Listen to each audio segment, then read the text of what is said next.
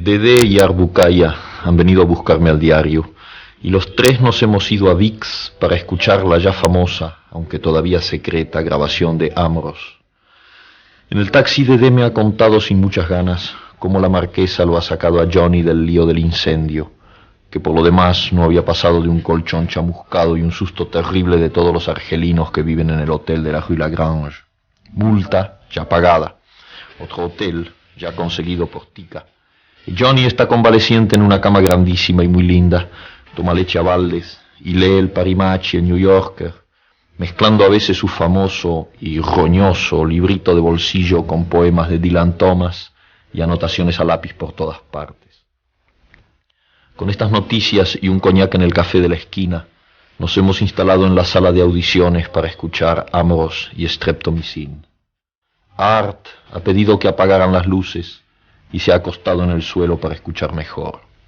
Y entonces ha entrado Johnny y nos ha pasado su música por la cara. Ha entrado ahí, aunque esté en su hotel y metido en la cama, y nos ha barrido con su música durante un cuarto de hora. Comprendo que le enfurezca la idea de que vayan a publicar Amoros, porque cualquiera se da cuenta de las fallas, del soplido perfectamente perceptible que acompaña algunos finales de frase, y sobre todo la salvaje caída final, esa nota sorda y breve que me ha parecido un corazón que se rompe, un cuchillo entrando en un pan. Y él hablaba del pan hace unos días. Pero en cambio, a Johnny se le escaparía lo que para nosotros es terriblemente hermoso. La ansiedad que busca salida en esa improvisación llena de huidas en todas direcciones, de interrogación, de manoteo desesperado. Johnny no puede comprender, porque lo que para él es fracaso, a nosotros nos parece un camino, por lo menos la señal de un camino, que Amoros va a quedar como uno de los momentos más grandes del jazz. El artista que hay en él va a ponerse frenético de rabia cada vez que oiga ese remedo de su deseo, de todo lo que quiso decir mientras luchaba, tambaleándose, escapándosele la saliva de la boca junto con la música, más que nunca solo frente a lo que persigue, a lo que se le huye mientras más lo persigue. Es curioso. Ha sido necesario escuchar esto, aunque ya todo convergía a esto, a Amoros, para que yo me diera cuenta de que Johnny no es una víctima. No es un perseguido como lo cree todo el mundo, como yo mismo lo he dado a entender en mi biografía. Por cierto que la edición en inglés acaba de aparecer y se vende como la Coca-Cola.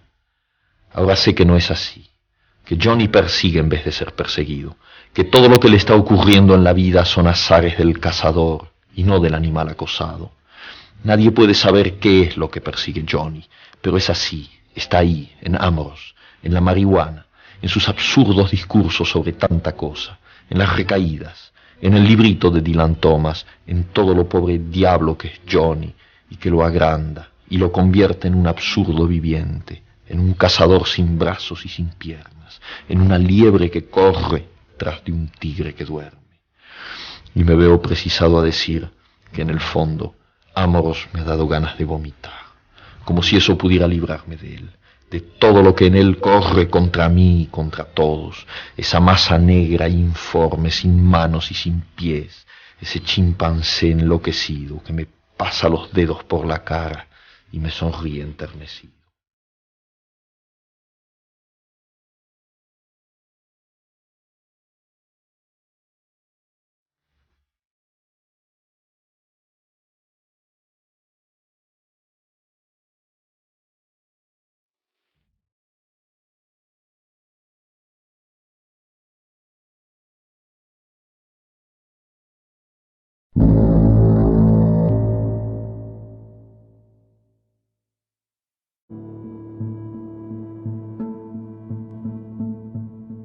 Buenos días, tardes, noches, gracias por escucharnos. Bienvenidos a Cuentos Hermanos, el podcast que narra nuestros días en forma de cuento.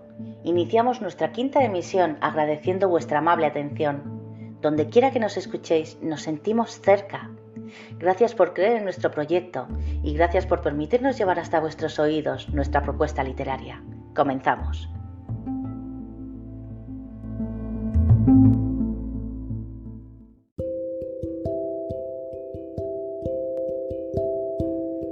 Hola amigos, soy Naima Luna de España y llevo escribiendo toda mi vida. Hace unos años autopubliqué un libro de relatos cortos titulado Lamentos de un espejo roto, algunos de los cuales podéis encontrar en mi canal de YouTube La Burbuja de Naima. Y ahora estoy aquí para presentaros más historias tanto mías como de los creadores del programa Cuentos Hermanos, que estoy segura disfrutaréis en cada uno de los episodios. Gracias por escucharnos y comenzamos.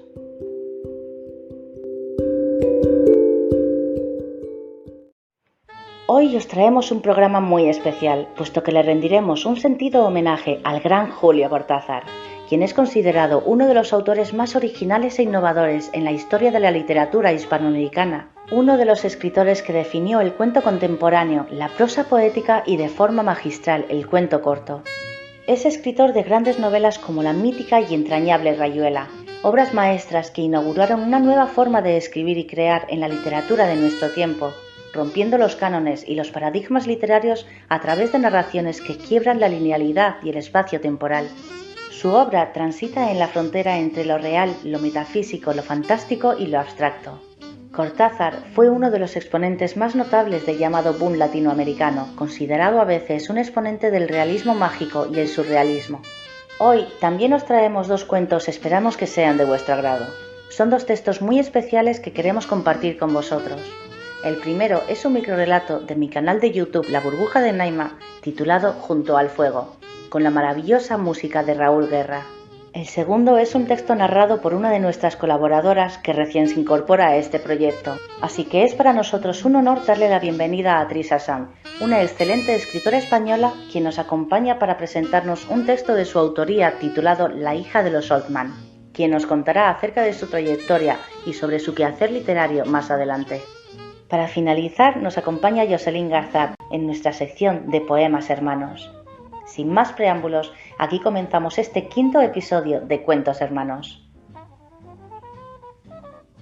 El cuento lo he visto siempre como una esfera, es decir, es una forma cerrada y para mí un cuento solo es perfecto cuando se aproxima a esa forma perfecta en la que no puede sobrar nada y en la que cada uno de los puntos exteriores tiene que estar a la misma distancia del centro. Junto al fuego.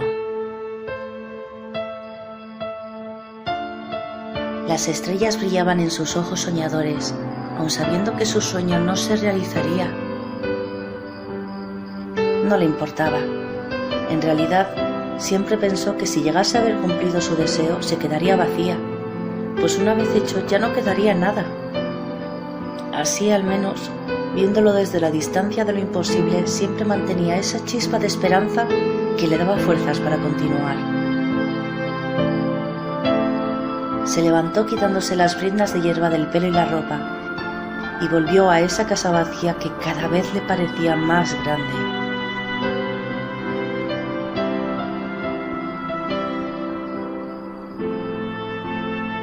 Cuando llegó, dejó la leña en el suelo y encendió el fuego. Hacía frío ya a las puertas del invierno y una gran tormenta asomaba por el horizonte cubriendo el cielo con grises nubes que se extendían hasta donde alcanzaba la vista.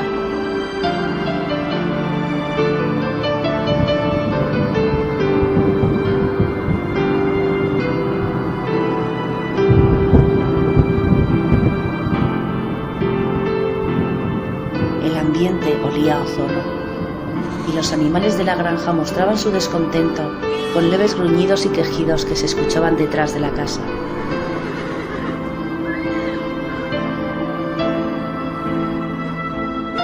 Se sentó. Alcanzó con sus delicados dedos el jarrón con las violetas recogidas esa misma mañana y se las acercó a la cara aspirando su delicado aroma, ese que devolvía a su mente los más añorados recuerdos, los más ansiados y los que más daño le hacían. Cogió papel y lápiz y dibujó el rostro de aquel a quien tanto añoraba una vez más. Y una vez más, como hacía cada noche desde que se fue, cuando lo hubo terminado lo tiró al fuego, rezando a aquel que le quisiese escuchar que lo devolviese a su lado. Esa era la chispa, cuyo resplandor era cada vez más débil.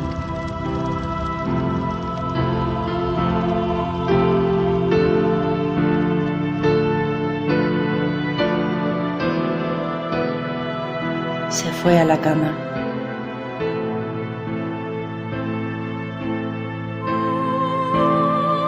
Cerró los ojos y le dio las buenas noches, sabiendo en lo más profundo de su ser que jamás volvería a escuchar su voz. Y una vez más se durmió entre lágrimas.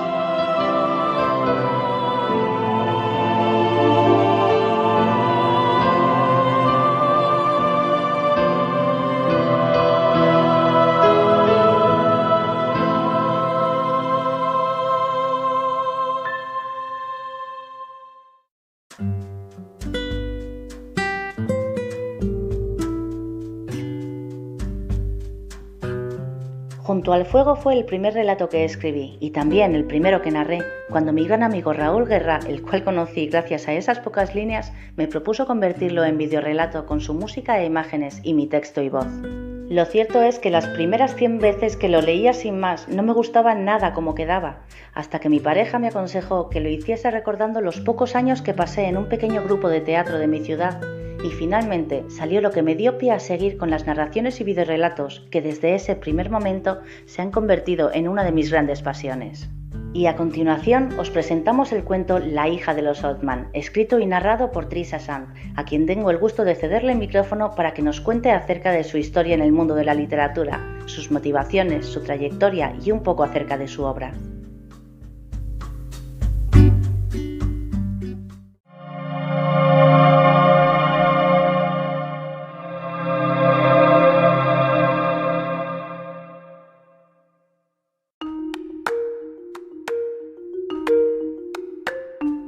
Hola, soy Trisha Sand, de España, y yo llevo escribiendo desde que era apenas una niña.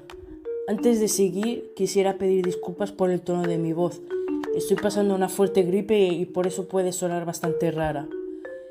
Bien, bueno, yo empecé a publicar en la revista del instituto y siempre me decanté por los relatos de misterio y terror, aunque en los últimos años me he aventurado a escribir romance y relatos infantiles.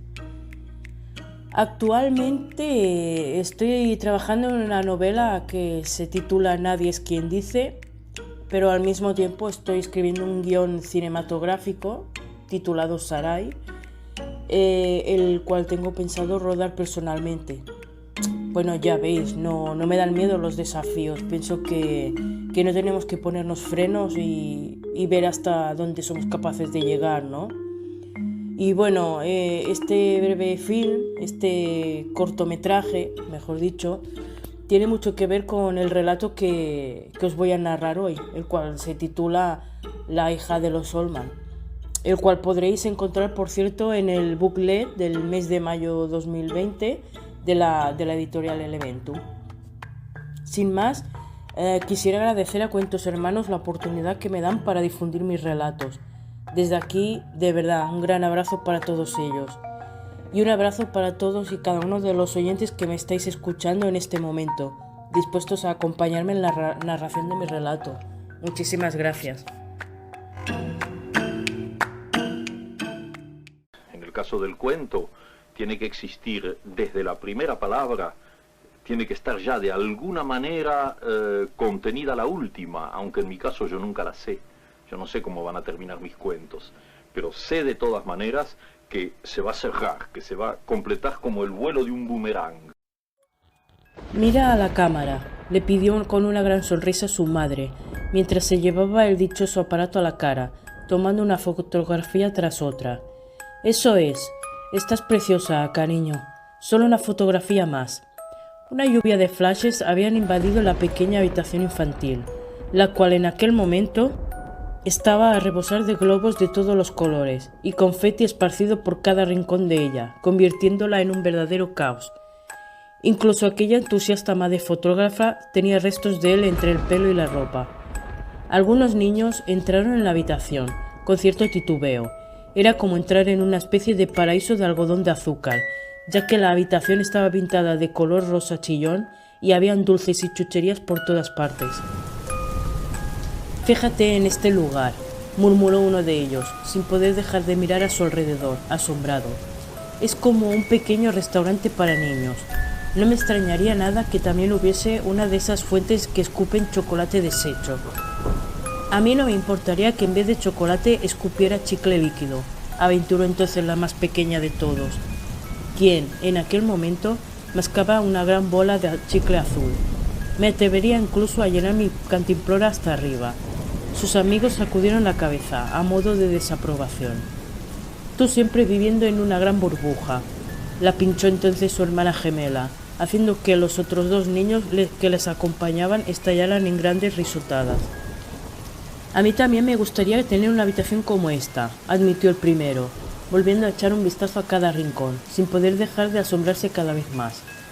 Antes tendrías que tener unos padres que te quisieran mucho para mimarte de esta manera, puntualizó entonces su amigo, observando cómo la mujer hacía una foto tras otra, sin parar. Mi madre prácticamente ya no me toma fotografías cuando vamos de viaje a algún sitio, agregó, frunciendo el ceño. Incluso para mi fiesta de cumpleaños solo se limitó a tomarme un par de fotografías, y luego desapareció en algún rincón de la casa para poder cotillar con el resto de las madres. Volvió a sacudir la cabeza, notando cómo la furia crecía en su interior cada vez que recordaba aquel amargo episodio. No le des tanta importancia, musitó entonces una de las gemelas, rodeando sus hombros con su corto brazo. Tu madre te quiere. El hecho de que no te haga tantas fotos simplemente es porque en verdad no quiere estropear su cámara, nada más. Los otros dos empezaron a reír tontamente ante tal ocurrencia de la niña. Él simplemente la empujó, furioso. Vete a... empezó a decirle, dispuesto a dar media vuelta para alargarse. Sabía que había sido muy mala idea ir a aquella estúpida fiesta de cumpleaños, si ni siquiera conocía a la cumpleañera. Niños, ¿qué es todo este jaleo?, les preguntó entonces una voz a sus espaldas, sobresaltándoles. Debéis esperar abajo. Un hombre de unos 40 y poco años les observaba con el ceño ligeramente fruncido. Era obvio de que no le había gustado en absoluto encontrarles allí. Sin embargo, la tristeza que parecieron reflejar sus ojos fue lo que realmente llamó la atención a aquellos cuatro amigos. Lo sentimos, se disculpó entonces una de las gemelas, mirando con cierto nerviosismo a sus amigos. No queríamos molestar. Tan solo hemos subido para venir a conocer a... Enmudeció de golpe al recordar que ni siquiera recordaba el nombre de la niña que aquel día hacía años. De hecho, todavía no sabía cómo demonios la habían invitado. Buscó ayuda en sus amigos. Sí, tan solo queríamos saludarla antes de que empezara todo el jaleo, prosiguió uno de los niños, visiblemente nervioso. No era nuestra intención molestar. El hombre soltó un profundo suspiro de tristeza y les ofreció una forzada sonrisa. Está bien, no pasa nada, musitó en un murmullo apenas audible. Lamento haberos hablado de ese modo. Es solo que no estamos acostumbrados a tener a tanta gente en casa.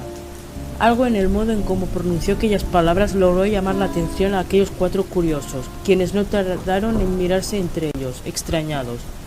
Aquella familia parecía ser bastante diferente a las demás familias que conocían. Venga, esperemos a Sarai abajo. Los niños volvieron a mirarse entre ellos y tras encogerse de hombros, soltando un suspiro, uno a uno empezaron a bajar las escaleras, en silencio. Él observó unos segundos más cómo su mujer continuaba fotografiando a su pequeña, sin ni siquiera haberse dado cuenta de que cuatro curiosos habían irrumpido en la habitación. «Estás preciosa, cariño», exclamó en aquel momento su mujer, cambiando de postura para seguir tomando fotografías. «Todos se van a quedar boquiabiertos en cuanto vean lo hermosa que eres». «Debo acabar con esto cuanto antes», se dijo su marido, notando cómo su corazón se hacía añicos una vez más. «Esto no es nada bueno, para ninguna de ellas dos». Observó a su mujer durante unos segundos más, hasta que, finalmente, giró sobre sus pies y bajó las escaleras, dibujando una forzada sonrisa en sus labios. «¿Es que no lo entiendes?», le espetó una de las gemelas al más bravucón de los cuatro. «Mi madre me matará si vuelvo a casa sin mi bolso». Los cuatro vivían prácticamente en el mismo barrio, y los cuatro habían prometido a sus padres regresar a casa temprano.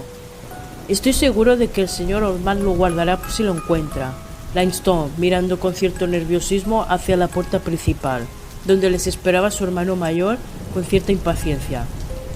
Mi hermano no va a estar esperándonos toda la vida, Anira. La gemela lo miró, furiosa.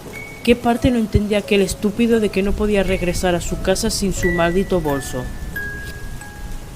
Id sin mí, les dijo entonces, decidida a no irse de allí sin su bolso. Yo ya me espabilaré para ir luego a casa. De eso nada, protestó entonces su hermana gemela. ¿Te has vuelto loca? ¿Qué diantre voy a decirle a mamá cuando me vea aparecer sola? Inquirió, cruzándose de brazos. Yo me quedo contigo. Tal vez, si buscamos entre los cuatro, sugirió el cuarto miembro de la pequeña pandilla, con cierta timidez. El más bravucón dirigió una nueva mirada a su hermano, quien parecía haber entablado conversación con una de esas madres a las que no les importaba irse acompañadas a casa por un jovencito, nauseabundo. Sin embargo, aquella era una buena oportunidad para ayudar a su amiga a buscar el maldito bolso. Estaba completamente convencido de que a Edward no le haría ninguna gracia que interrumpiera la conversación en aquel momento. De acuerdo, aceptó finalmente, tras soltar un profundo suspiro. Pero debemos de darnos prisa, antes de que mi hermano se dé cuenta de que nos hemos perdido. Y sin perder ni un segundo más, los cuatro se dispersaron en aquella enorme casa. «¡Qué silencio hay aquí arriba!», se dijo la gemela, caminando con cuidado sobre el suelo de parqué. Preferiría que la señora Oldman estuviera aquí, halagando a su hija mientras la fotografía sin parar. Sin el destello del flash, este lugar resulta tétrico. Y no era para menos. El frío que parecía salir de la habitación algodón dulce no le inspiraba el gran entusiasmo por entrar en ella, por no hablar del extraño olor que parecía arrastrar consigo. Debería de darme prisa antes de que los demás descubran que les he mentido, se dijo, mirando de un lado hacia otro, nerviosa, mientras apoyaba una mano en el marco de la puerta de la habitación de Sarai. No es que fuese muy partidaria de mentir, pero aquella vez lo había hecho por un buen motivo, por las chucherías de la habitación de aquella niña a la que ni siquiera todavía había visto, conocía. Estoy segura de que no le importará que le coja unos cuantos caramelos, pensó entonces, entrando finalmente en la habitación, lentamente. De hecho, estoy segura de que ni siquiera notará que le faltan. El extraño olor pareció intensificarse a medida de que se adentraba en la penumbra, haciendo que una mueca de asco se intensificara en su rostro. La estancia olía a alguna especie de sustancia química. Intentando hacer caso omiso de ello, miró hacia un lado y hacia otro, esperando a que sus ojos se acostumbraran a la escasa luz, intentando distinguir algo, cuando dio con su espinilla contra el canto de la cama. Ahogó un grito apoyando las manos sobre el colchón, maldiciendo su estúpida ansia por las chucherías, cuando notó que sus dedos parecieron tocar parte de un bulto, oculto bajo las sábanas. Se irguió de golpe, conteniendo el aliento. ¿Algún regalo de la cumpleañera que había quedado inocentemente escondido? No sabría decirlo. Titubeando, alargó de nuevo una mano hacia la cama y palpó con cuidado para retirar la mano de nuevo, soltando un bufido, asustada. Efectivamente, había un bulto duro bajo la cama. Volvió a alargar el brazo, solo que esta vez, en cuanto sus dedos tocaron de nuevo la superficie, subió lentamente, siguiendo la alargada forma del bulto. Esto no es un regalo, se dijo, notando como un escalofrío le recorría la espalda. Aquí hay alguien tumbado. Irguiéndose de nuevo, se volvió hacia donde supuestamente estaba la mesilla de noche y alargó el brazo, palpando con cuidado, buscando el interruptor de la luz. Finalmente, sus dedos dieron con él. Lo accionó y en cuanto la claridad de la luz le dio de lleno en los ojos, parpadeó con rapidez para acostumbrarse al repentino resplendor. Fue al volverse de nuevo hacia la cama que descubrió el cuerpo sin vida de la niña. Sus ojos se abrieron como platos, horrorizada. Estaba prácticamente sentada en la cama, con las manos entrelazadas sobre su regazo. Las sábanas estaban echadas encima de su cuerpo, cubriéndola hasta su cintura. Pero aun así, pudo observar que vestía un bonito vestido azul cielo. Una fina cadena de plata colgaba de su cuello, la cual llevaba una pequeña cruz de plata. Su pelo, suelto, reposaba amablemente sobre sus hombros, y sus increíbles ojos verdes estaban abiertos de par en par, como si expresaran pánico. En vida seguramente había sido una niña muy guapa, pero en aquel momento ofrecía un aspecto espeluznante. Aquella debía de ser Sarai, la hija que todos estaban esperando conocer. «Veo que ya conoces a mi pequeña», dijo entonces una voz a su espalda, haciendo que se volviera dando un respingo. La señora Allman la estaba observando con una gran sonrisa de felicidad dibujada en su rostro. «Estoy completamente convencida de que os llevaréis muy bien». Entonces se acercó unos pasos hacia ellas y, alzando la cámara de hacer fotos, agregó: «¿Por qué no te pones a su lado? Os sacaré una fotografía». Fin.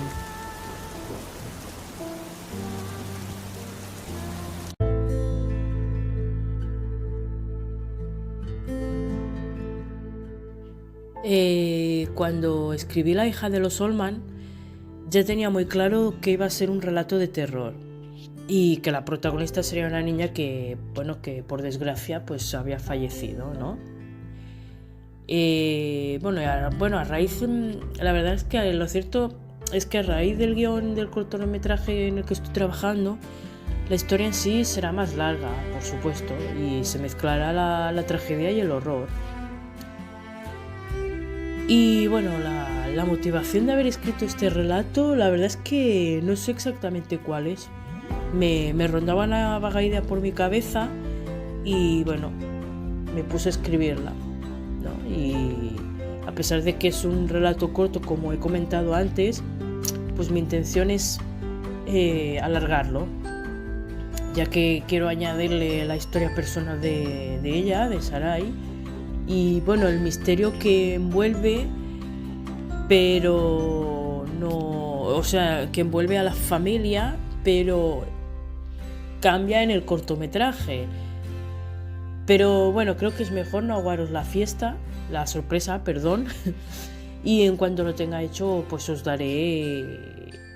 lo anunciaré y os daré la primicia. Creo que como mensaje en particular es como el dicho ese de la curiosidad mató al gato, ¿no? Pero yo creo que en este caso a una de las gemelas, porque bueno, le pasó lo mismo, ¿no? El querer apropiarse de las chucherías de la niña y todo tipo de porquerías que ofrecían los Allman para celebrar ese cumpleaños tan extraño, pues la llevó a entrar en la habitación de una difunta niña y descubrir su cuerpo. Yo creo que en cuanto mis dedos hubieran tocado el bulto duro, entre comillas, me hubiera largado de allí sin pensármelo dos veces. O quizás la curiosidad me hubiera vencido la primera vez que hubiera entrado en la habitación, ¿no? Y hubiera visto a aquella mujer fotografiando como una loca a su hija, ¿no? Los niños siempre suelen ser como competitivos, ¿no? Como, ostras, ¿por qué ella mejor, más tienes más atención? ¿Sabes? No. Bueno, ¿y vosotros qué? ¿Os hubierais dejado llevar por la curiosidad o hubierais dado media vuelta? Bueno, pues espero que hayáis disfrutado con el relato, que vuelvo a repetir, se va a modificar, se hará más largo, pero esto lleva su tiempo. Y bueno, y si queréis seguirme en mis redes sociales, aparte que os lo agradecería, pues bueno, mandadme un correo electrónico a escritoraenlasmilyunalunas@gmail.com. Repito, escritoraenlasmilyunalunas@gmail.com, y os contestaré rápidamente facilitándoos los links. Será menos lioso ¿no? Porque... Y bueno, una vez más, pues muchísimas gracias por estar ahí, a haber escuchado mi relato. Os mando un fuerte abrazo a todos y espero que me oigáis pronto. Muchísimas gracias. Chao.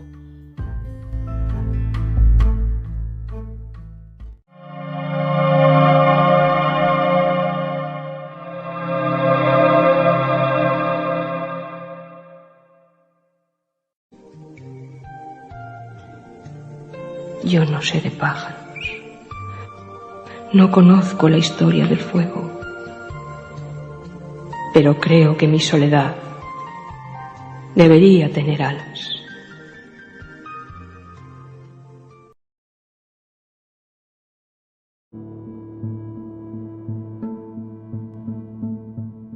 A continuación, os traemos un poco de poesía en la voz de Jocelyn Garzat.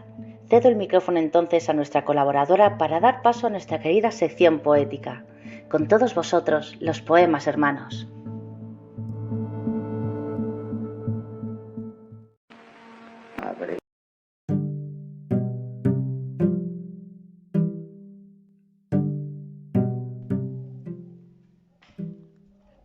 Hola, ¿qué tal? ¿Cómo están? Mi nombre es Jocelyn Garzat, me presenté con ustedes en el programa anterior y es un placer volver a acompañarlos en este trayecto, en este camino, en este programa que compartimos todos llamado Cuentos Hermanos. El día de hoy voy a hablarles sobre una poeta de nombre Delia Cabrera Marqui.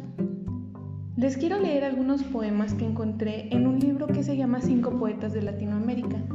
Este libro lo adquirí hace varios años, cuando estudiaba en la universidad, y se hizo la presentación de manera pública en el foro de la UAP. Su espacio se llama Rituales de Humo, y como les mencioné, Delia Cabrera Marqui es una poeta que llegó desde Perú a Ciudad de México.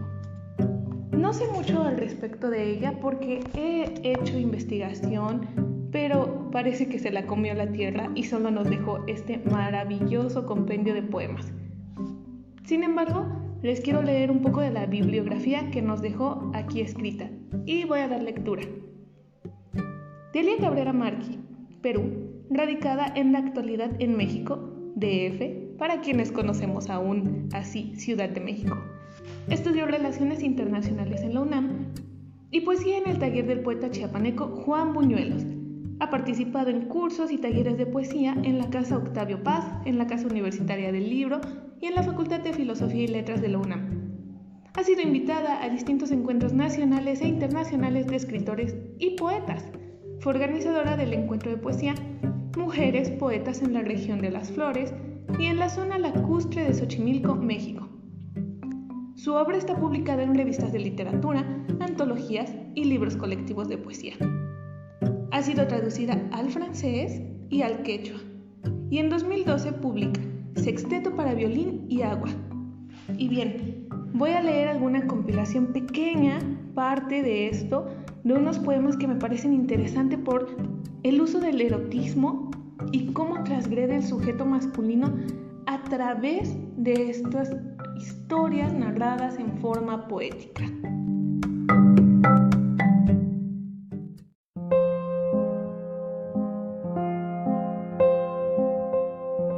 1. Fábula. Somos un misterio que nunca más volverá a suceder, un milagro que nunca antes había sucedido, y esta brillante ahora debe volverse entonces. E.E. Cummings. Libro primero, Rituales de Humo. 1. Fábula hecha de recuerdos esparcidos, nubes que viajan sin brújula y sin fronteras, tardes anchurosas pobladas de soles, resbalan de tu boca peregrina. Descanso en la suavidad de tu nombre, con el cantante sonido de otra lengua, que apenas conozco y me transporta al rumor sofocado de las antiguas leyendas que contabas en la orilla de una playa, con el reflejo de negras rocas sumergidas. Signos de oro en la neblina del muelle, ojos de hombre que contempla vigilante, tras el humo de un cigarrillo. Azules cortinas velan el apasionado discurso, curiosos giros de una historia de aconteceres, creciendo con el soplo de la respiración del mar. 2. Camino apenas moviendo los pies. Una blanda superficie gris, amarilla, se abre suavemente. Médanos de ávidas arenas donde uno cae, con pasos largos y profundos. El sol ilumina ardientemente la remembranza que yace, como la descartada piel de una serpiente. 20 años como 20 días en el centro de la tierra. Habitaban los dioses del amor, furiosos devoraban las entrañas y eran banquetes de singulares delicias. Celajes se desdibujan lentamente, se borran en la ceguera, de un amor que se deshila en reflejos de acero cortante. 3. Con la avidez implacable de mi sed, imagino tu cuerpo. Danzo con los brazos en alto, imagino tu cuerpo de tortuosa lumbre. Enciendo mis dedos uno a uno. Imagino tu cuerpo olor de campo sembrado, tu cuerpo de la materia de las horas de insomnio. Cuando el aire sostiene una montaña azul sobre mi alba sola, tu cuerpo agua de pleno abrevadero. Cuando la lluvia acaricia el techo de mi casa, imagino tu cuerpo afilado, como los dentados cuchillos para cortar mi pan del desayuno. 4. Manantial crecido con la vertiente de mis sueños, marea que llena de azul la llanura de los días, borra los mitos sobre hogueras y brujas, escribe nuevas fábulas de paraísos perdidos, de ciudades largamente olvidadas en el oleaje inaudible de pasadas estaciones. Casas de paredes blanqueadas cierran los ojos, mientras nosotros pasamos danzando locamente con el calor de la tarde de otoño entre las manos. Altivo el milagro, ignora la fuerza de la imaginación que lo vuelve entrañable.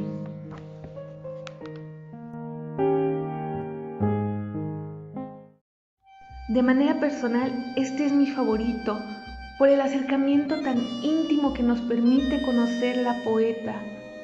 Así que espero lo disfruten tanto como yo. Casa de campo. Today we take the great breath of lovers. Tomorrow fate shuts us in. Though you give all your kisses, you give but few. Ezra Pound. Primero. Tendimos un zarape sobre el pasto, en medio de las pequeñas flores amarillas y los altos girasoles, guardianes de nuestro jardín secreto. Los ojos entrecerrados dejan pasar una fisura de luz, reflejo dorado del sol sobre tu espalda. El refrescante perfume de las hierbas aplastadas abriga el olor enardecido de nuestros cuerpos. En los oídos el palpitar alocado de la sangre, el ronco musitar de entrecortadas palabras, el suave sisear de los insectos del verano, tan cerca de la tierra como del cielo abierto, siempre azul de Cuernavaca. Segundo, ha vuelto a crecer la hierba, en el jardín abandonado, el olor de las fuertes flores silvestres, girasol y cempasúchil, cubre la huella de nuestros amores. La lluvia y el viento han despintado las paredes de la casa, de puertas cerradas. La rosa de mi sexo exhala todavía la humedad de entonces. Siguiente. Espinas de cactus. Hoy ha nacido el día borrascoso. Llueven sombras mojándome el cabello, como pesadas telas grises se rasgan sobre las espinas de los cactus. La inusitada oscuridad se derrama, tiñe el pequeño puente sobre el río, esparce su amargor intenso sobre todas las calles de mi pueblo. En la carretera que sube la montaña desde el clamor de la ciudad, vuelve a traficar el viejo Mercedes azul, mastica afanosamente la distancia. Altos faros enfermos de amorosa luz blanquean las altas paredes de piedra, como cuando tu llegada iluminaba los oscuros mares del universo. Y en esta última lectura del libro segundo, Cuerpo adentro, el amor y la muerte, quiero que conozcan esta transgresión del amor que nos plasma la autora en sus letras, de cómo acompaña a su ser amado hasta el fin de sus días, y nos hace pensar en este amor sagrado, este que va más allá de lo que nosotros conocemos aquí en la tierra, este que nos hace reflexionar si en verdad hay un espacio más allá del físico, un espacio más allá de lo que tenemos hoy en día con el ser que amamos. Nos cuestionamos todos los días sobre cómo será nuestra vida cuando ya no estén ellos con nosotros. Es decir, tal vez es nuestro egoísmo, o nuestra fe, o el amor de verdad tan intenso que desea saber si perdura más allá de lo que nos prometimos en vida. Por eso me parece tan interesante y quiero que lo escuchen conmigo. 1. Perdida entre las voces de la muchedumbre, laboriosos dedos tejen, apretadas guirnaldas alrededor de mi frente. Respiro el smog. Bocinazos ruedan por el asfalto, a prisa. En un edificio de concreto gris con rejas de acero me esperan. Mientras en Xochimilco, en la orilla de los estanques de oscuridad tan leve, morados lirios de agua flotan delicadamente. 2. En un mundo de blanca asepsia se mezclan los olores de alcohol y de sangre. Veo tu espalda doblarse, respirar jadeante el amanecer que deja crispados signos escritos con ceniza sobre la piel de tu pecho. Dentro de ti palidece la vida, dolor de mis ojos sobre el dolor de tu cuerpo. Una camilla pasa, se estremece el aire en remolinos de espanto. La lluvia golpea las ventanas con música de viejas canciones. 3. Sola entre mis brazos me encuentro en un pasillo de hospital. Soy la mujer de ojos llorosos tratando de retener con las manos desnudas el colapso de nuestro mundo en la sangre que hoy despavorida hacia la sombra. Blanca muerte, he visto tu cara de orgullosa frente, una risa, cascabel entre tus dientes. Su nombre. 4. Temor absoluto. Bajo una pavorosa riada rueda mi cabeza, hueco laberinto, ciega sangre, huye trasvasada en pensamientos sin fondo, sin tregua, en ceremonias sin fin, hacia el silencio de los astros. La muerte es la falsa máscara de la paz, la sumisión que apesta el aire, la perfecta promesa sin fruto. Solo el amor redime y purifica misteriosa, agita sus velos, se enfrenta en furibunda rabia, se enciende en viva antorcha. Quema la inútil hojarasca, sin saber a dónde conduce el camino. Avanza atando los nudos, reparando las cuerdas del llanto, hasta el centro mismo del coraje, donde todavía respiran los sueños. Cerrados los ojos del amante, somos estatuas de sal en el desierto. 5. Impávido silencio de hospital, enrarecido aire de gemidos apagados, entre parpadeantes luces azules de emergencia. Tu cuerpo envuelto en sábanas amarillas, tu pesado cuerpo de grandes músculos, la ardiente piel de dorado vello, se levanta suavemente sin compás. Con esfuerzo, jala un poco de aire para tus pulmones calcinados. Templo de adoración tu cuerpo, desde el placer hasta el aullido punzante, lucidez hasta el olvido de la razón y el tiempo. 5.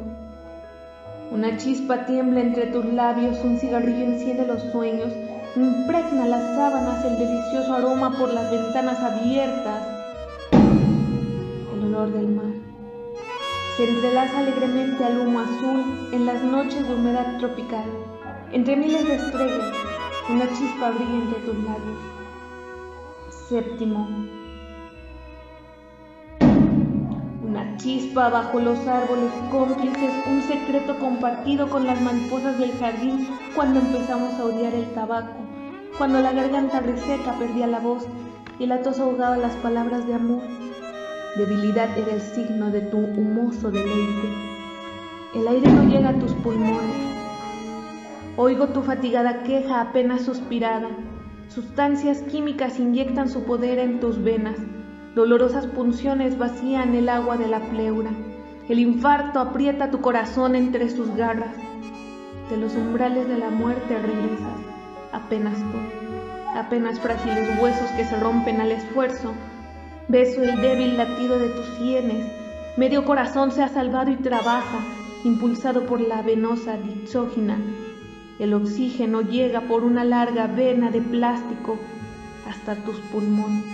Entre el miedo y la esperanza sobrevivimos. Fuerte, ¿verdad? Compartir cómo vamos viendo el deterioro del cuerpo del ser amado y el tenerlo, pero como el agua, que por más que la intentamos sostener entre los dedos se escapa. No quiero terminar de leer el poema esta vez porque me gustaría saber qué opinan. Escríbanos, díganos, ¿qué piensan? ¿Han amado a alguien más allá de la muerte? ¿A quién ha sido? ¿Creen que nos espera? ¿Creen que el amor de verdad termina aquí en la tierra y debemos de disfrutarlo hasta el último suspiro? ¿O ustedes consideran que hay un espacio más allá e intrascendente en el que podamos llegar para reunirnos y volver a regozarnos juntos? Mi nombre es Jocelyn Garzat y me da mucho gusto acompañarlas. Espero que nos acompañen ustedes también, con su lectura, con su escritura y sobre todo, escuchándonos. Hasta la próxima. Los ausentes soplan y la noche es densa.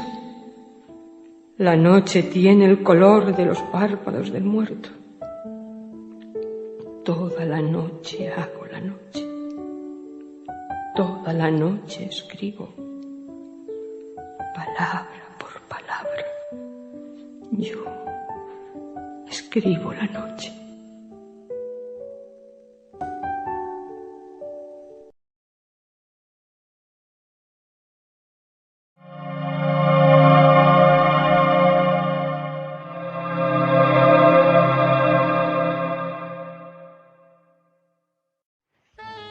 Para finalizar este programa nos sentimos muy honrados de presentaros un sentido homenaje al gran Julio Cortázar, trayendo hasta vuestros oídos el cuento Casa Tomada, narrado por él mismo. Julio Florencio Cortázar nació en Ixelles, Bruselas, el 26 de agosto de 1914. Fue un grandísimo escritor y traductor argentino. Vivió hasta los 4 años entre Bélgica, Suiza y España. Tiempo después, su familia volvió a Argentina, donde Cortázar residiría hasta 1951. Año en el cual se estableció en Francia, país que sirvió a la ambientación de alguna de sus obras y donde vivió el resto de su vida. Sin renunciar a su nacionalidad argentina, optó por la nacionalidad francesa en 1981, en protesta contra la dictadura militar en su país, que lo persiguió y prohibió, y que él denunció a la prensa internacional desde su residencia en París. Visitó por última vez su país el 12 de diciembre de 1983, después de la vuelta a la democracia. El 12 de enero de 1984 volvió a París, donde murió exactamente un mes después debido a una leucemia. De bestiario, casa tomada. Nos gustaba la casa porque, aparte de espaciosa y antigua, hoy que las casas antiguas sucumben a la más ventajosa liquidación de sus materiales, guardaba los recuerdos de nuestros bisabuelos, el abuelo paterno, nuestros padres y toda la infancia. Nos habituamos, Irene y yo, a persistir solos en ella, lo que era una locura, pues en esa casa podían vivir 8 personas sin estorbarse. Hacíamos la limpieza por la mañana, levantándonos a las 7, y a eso de las 11 yo le dejaba a Irene las últimas habitaciones por repasar y me iba a la cocina.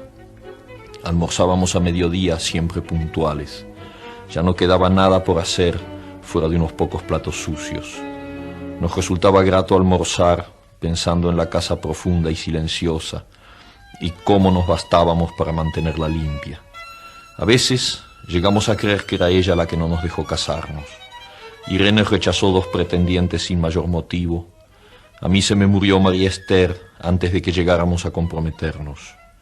Entramos en los 40 años con la inexpresada idea de que el nuestro, simple y silencioso matrimonio de hermanos, era necesaria clausura de la genealogía asentada por los bisabuelos en nuestra casa. Nos moriríamos allí algún día. Vagos y esquivos primos se quedarían con la casa y la echarían al suelo para enriquecerse con el terreno y los ladrillos. O mejor, nosotros mismos la voltearíamos justicieramente antes de que fuese demasiado tarde. Irene era una chica nacida para no molestar a nadie. Aparte de su actividad matinal, se pasaba el resto del día tejiendo en el sofá de su dormitorio. No sé por qué tejía tanto. Yo creo que las mujeres tejen cuando han encontrado en esa labor el gran pretexto para no hacer nada. Irene no era así. Tejía cosas siempre necesarias, tricotas para el invierno, medias para mí, mañanitas y chalecos para ella.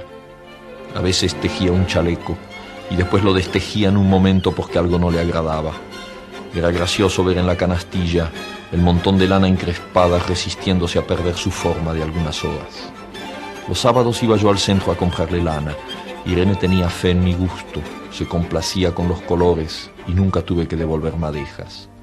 Yo aprovechaba esas salidas para dar una vuelta por las librerías y preguntar vanamente si había novedades en literatura francesa. Desde 1939 no llegaba nada valioso a la Argentina. pero es de la casa que me interesa hablar, de la casa y de Irene, porque yo no tengo importancia. Me pregunto qué hubiera hecho Irene sin el tejido. Uno puede releer un libro, pero cuando un pullover está terminado, no se puede repetirlo sin escándalo.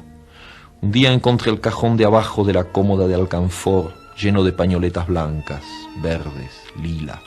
Estaban con naftalina, apiladas como en una mercería. No tuve valor de preguntarle a Irene qué pensaba hacer con ellas. No necesitábamos ganarnos la vida. Todos los meses llegaba la plata de los campos y el dinero aumentaba. Pero a Irene solamente le entretenía el tejido. Mostraba una destreza maravillosa y a mí se me iban las horas viéndole las manos como erizos plateados, agujas yendo y viniendo y 1 y 2 canastillas en el suelo donde se agitaban constantemente los ovillos. Era hermoso. ¿Cómo no acordarme de la distribución de la casa? El comedor, una sala con gobelinos, la biblioteca y 3 dormitorios grandes que daban en la parte más retirada, la que mira hacia Rodríguez Peña. Solamente un pasillo con su maciza puerta de roble aislaba esa parte del ala delantera donde había un baño, la cocina, nuestros dormitorios y el living central al cual comunicaban los dormitorios y el pasillo. Se entraba a la casa por un zaguán con mayólica y la puerta cancel daba al living. De manera que uno entraba por el zaguán, abría la cancel y pasaba al living. Tenía a los lados las puertas de nuestros dormitorios y al frente el pasillo que conducía a la parte más retirada. Avanzando por el pasillo, se franqueaba la puerta de roble y más allá empezaba el otro lado de la casa. O bien, se podía girar a la izquierda, justamente antes de la puerta, y seguir por un pasillo más estrecho que llevaba a la cocina y el baño.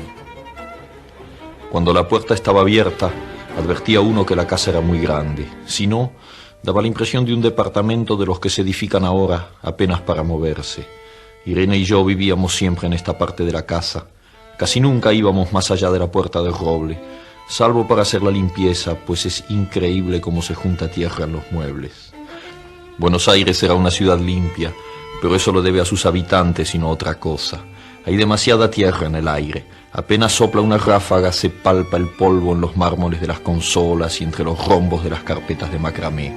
Da trabajo sacarlo bien con plumero. Vuela y se suspende en el aire. Un momento después se deposita de nuevo en los muebles y los pianos.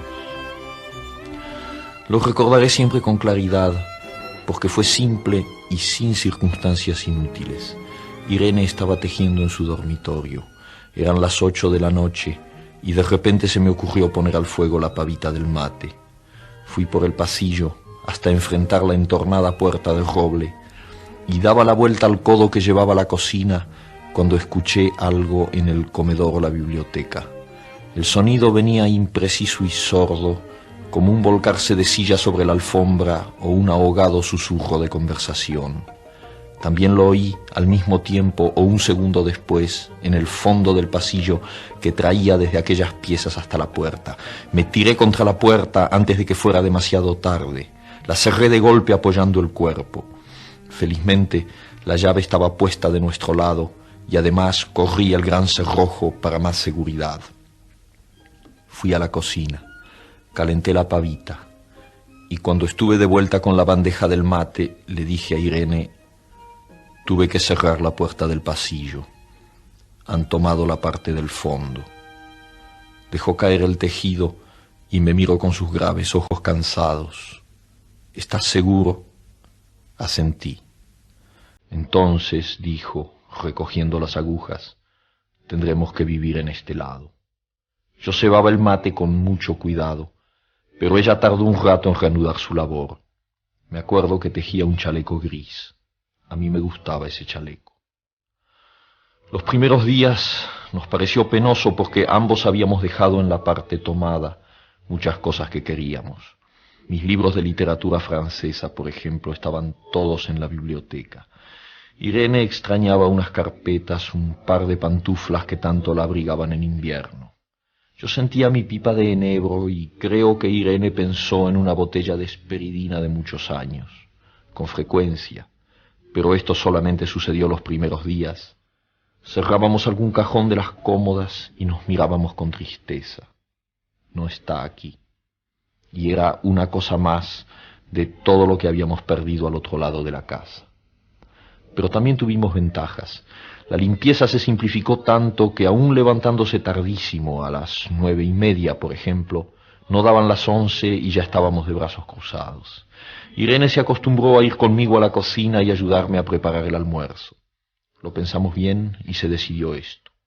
Mientras yo preparaba el almuerzo, Irene cocinaría platos para comer fríos de noche. Nos alegramos, porque siempre resulta molesto tener que abandonar los dormitorios al atardecer y ponerse a cocinar. Ahora nos bastaba con la mesa en el dormitorio de Irene y las fuentes de comida fiambre. Irene estaba contenta porque le quedaba más tiempo para tejer. Yo andaba un poco perdido a causa de los libros, pero por no afligir a mi hermana me puse a revisar la colección de estampillas de papá y eso me sirvió para matar el tiempo. Nos divertíamos mucho, cada uno en sus cosas, casi siempre reunidos en el dormitorio de Irene, que era más cómodo. A veces Irene decía: «Fíjate este punto que se me ha ocurrido, ¿no da un dibujo de trébol?». Un rato después era yo el que le ponía ante los ojos un cuadradito de papel para que viese el mérito de algún sello de Eupenie Malmedy. Estábamos bien, y poco a poco empezábamos a no pensar. Se puede vivir sin pensar. Cuando Irene soñaba en alta voz, yo me desvelaba enseguida. Nunca pude habituarme a esa voz de estatua o papagayo, voz que viene de los sueños y no de la garganta. Irene decía que mis sueños consistían en grandes sacudones que a veces hacían caer el cobertor. Nuestros dormitorios tenían el living de por medio, pero de noche se escuchaba cualquier cosa en la casa. Nos oíamos respirar, toser, presentíamos el ademán que conduce a la llave del velador, los mutuos y frecuentes insomnios. Aparte de eso, todo estaba callado en la casa. De día eran los rumores domésticos, el roce metálico de las agujas de tejer, un crujido al pasar las hojas del álbum filatélico. La puerta de roble, creo haberlo dicho, era maciza. En la cocina y el baño, que quedaban tocando la parte tomada, nos poníamos a hablar en voz más alta o Irene cantaba canciones de cuna. En una cocina hay demasiado ruido de loza y vidrios para que otros sonidos irrumpan en ella. Muy pocas veces permitíamos allí el silencio, pero cuando tornábamos a los dormitorios y al living, entonces la casa se ponía callada y a media luz. Hasta pisábamos más despacio para no molestarnos. Yo creo que era por eso que de noche, cuando Irene empezaba a soñar en alta voz, me desvelaba enseguida. Es casi repetir lo mismo, salvo las consecuencias. De noche siento sed, y antes de acostarnos le dije a Irene que iba hasta la cocina a servirme un vaso de agua. Desde la puerta del dormitorio, ella tejía. Oí ruido en la cocina. Tal vez en la cocina o tal vez en el baño, porque el codo del pasillo apagaba el sonido. A Irene le llamó la atención mi brusca manera de detenerme y vino a mi lado sin decir palabra.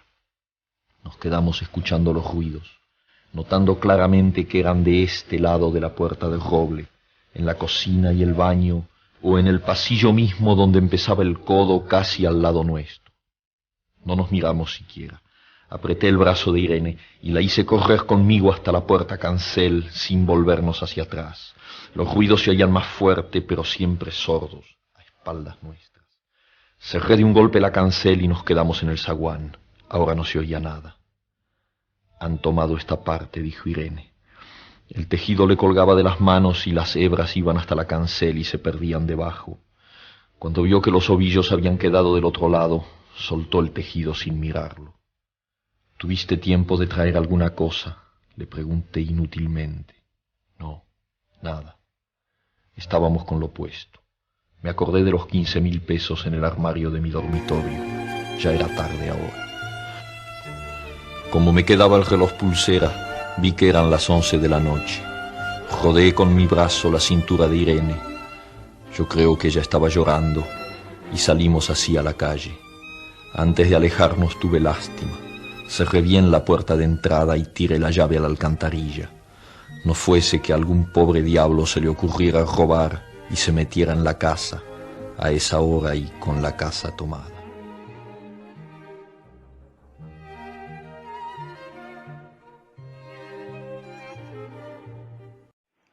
Casa Tomada es sin duda un interesantísimo cuento que ha construido un mito en torno a sí mismo, siendo hasta nuestros días objeto de análisis e interpretación.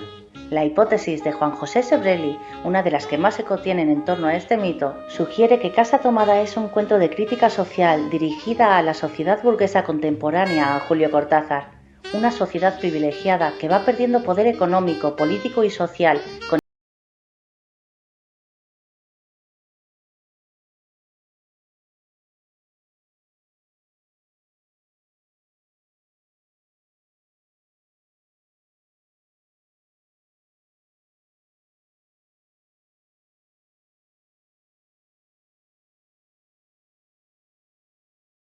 en forma de cuento.